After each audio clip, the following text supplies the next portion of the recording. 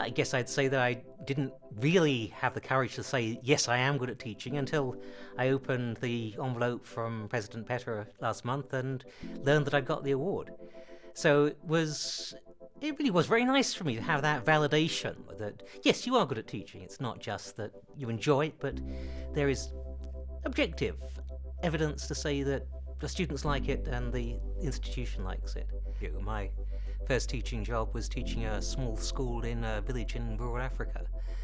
So I'd never taught before. I was thrown into this on the grounds, I suppose, that I'd been to England and therefore I should have been educated. And so I essentially winged it from the beginning.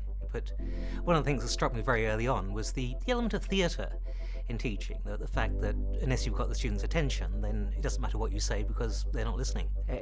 It's virtually a state religion these days, I suppose, in school, that students are indoctrinated with the importance of saving energy, keeping the environment clean, saving the rainforests, etc.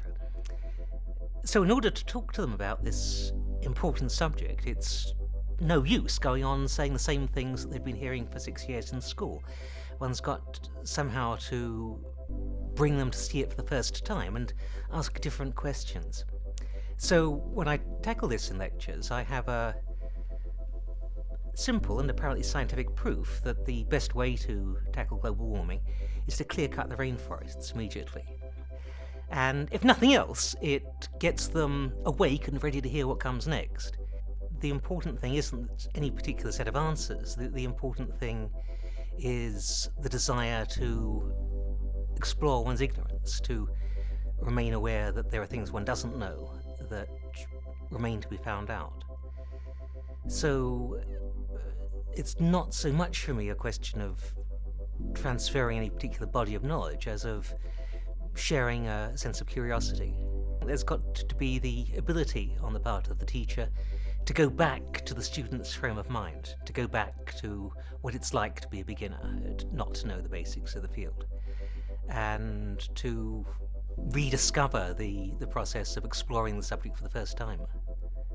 It's always been my feeling that learning is valuable in itself, knowledge is valuable in itself, and I'd like us to send that message out to the world, that we're not valuable because we would increase employment, we're not valuable because we'll benefit the economy, we're valuable because the pursuit of knowledge is one of the things that humanity is about.